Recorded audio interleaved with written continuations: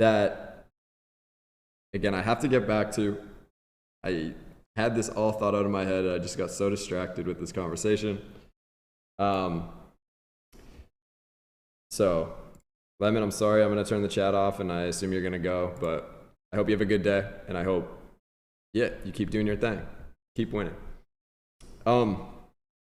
So, okay, back to the conversation with the VA, far into the future. You.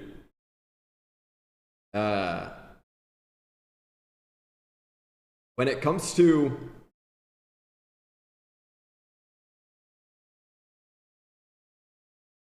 Lemon just put in the chat, one of your streams is called How to Steal $1 million. It is called that, and the conversation in that, we're talking about AI art. And some people think it's stealing art.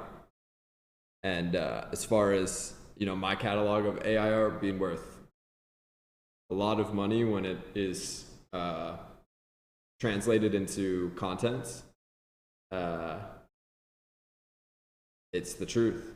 And that's why it's called How to Steal $1 Million. But How to Steal $1 Million is also based on a movie. And that's where the title comes from. But yeah, it's just like a fun title because it is based off a movie. But as far as art being AI art, you know, some people consider it stealing art. I don't think of it that way. I think you're creating a new image, a new perspective if you prompt strategically.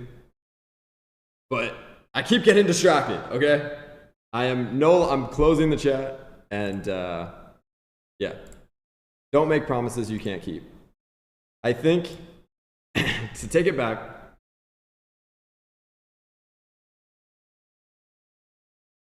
we play in a game. Whoever you are, far into the future, we play a game where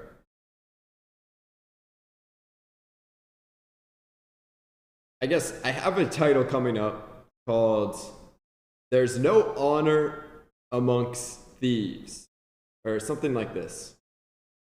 And the truth of Circles of Thieves is that rarely there is honor towards each other. And when whoever you are, far into the future, know the simple truth that you're not going to make a promise you can't keep. And you probably already do that, and you probably already know, and you probably are less likely to even promise something and be straight up honest. And I think you get that simple truth already. But to dive deeper into it, I think you need to be aware and cautious of other players and other characters making promises to you and what promises these are, and know firsthand when a promise will not be kept. And I think when you're able to know when a promise is to be kept and point that out, you're able to, you know, play off of it, right? Pivot off of the eventuality of it. And I think in this world, in this game, in show business, in entertainment, it gets dicey pivoting off promises that don't exist. And I think there's great risk in these things. And maybe these are the risks you want to take. And maybe this is the approach for you to pivot off possible broken promises and then attempt to salvage the situation. I think to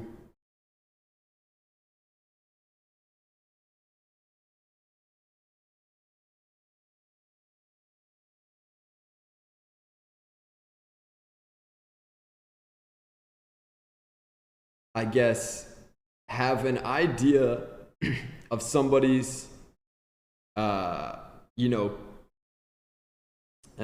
somebody's work, what they've done, what they've created, what they've, been involved with. Gives you an idea, though, of what kind of promises that they might be telling you if they're able to follow through with you on what you are being told to be said, or what they're telling you could be some type of promise. And yeah, I think it's just smart to kind of, observe promises and, not expect things to play out from somebody that you already know it's probably not going to expect it to play out, right? Like, predict the probability of it.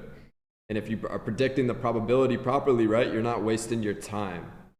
And I think that is an important aspect of this. Going to the title, Time is Money. It literally is. Every second of your life counts. And,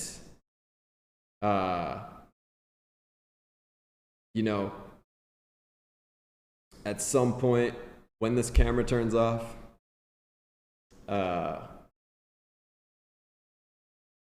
we take seconds a little bit more seriously. And I think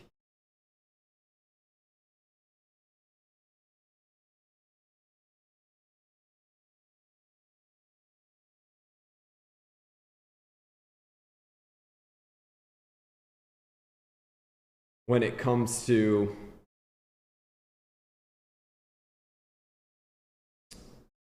promises, I tend to not make promises, like, or really like try to go around like saying that I'm gonna do anything for anybody, right?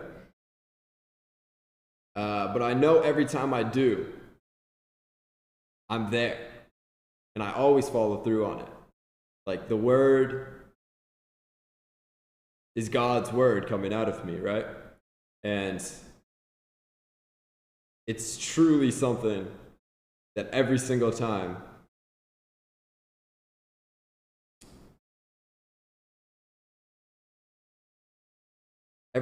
we're speaking it in, if I accept the promise, it's God's plan, right? And my follow through on it is my follow through on it. And I would say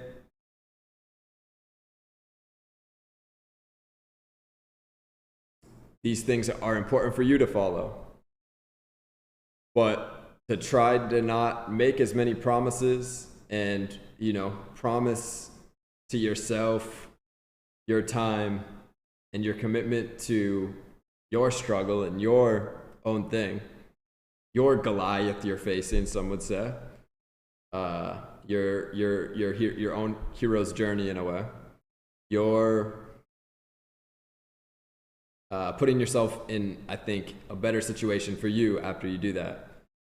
And then again, back to the just observing characters, though, and observing and, trying to calculate if a promise doesn't mean anything, then don't even think of the maneuver off of it, right? Don't even think about the pivot off of it.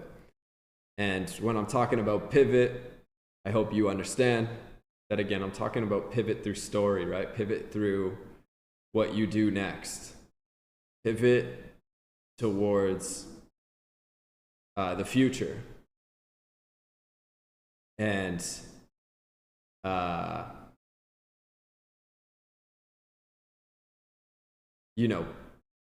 picking what you've pivoted on is, again, something you pick in your now, and it is kind of God's plan. But there is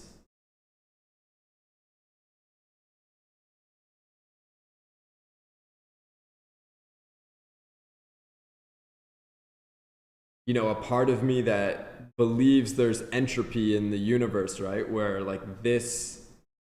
you literally have action and agency over decisions, right? So it's more than just God's plan and like trying to follow God's plan. requires attentiveness. It requires attention and like calculation in a way to know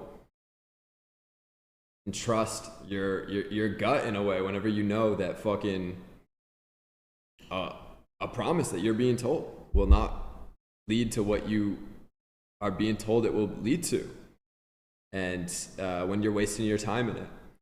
And again, every second counts, and whenever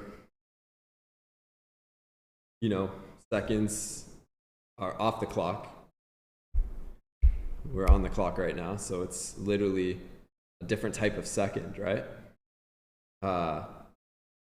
Than the seconds when you're off the clock building behind a curtain. And those seconds, are usually higher probability you'll be approached by opportunity that does come with broken promises a lot of the time. And again, broken promises can waste years of time and can set you back. And you don't want to be set back. You want to be young and in the position you want to be in, right? And I think that's why, again, I try to make these VODs, though, is that you can better get an understanding of what you're climbing towards while you are young. And hopefully it helps.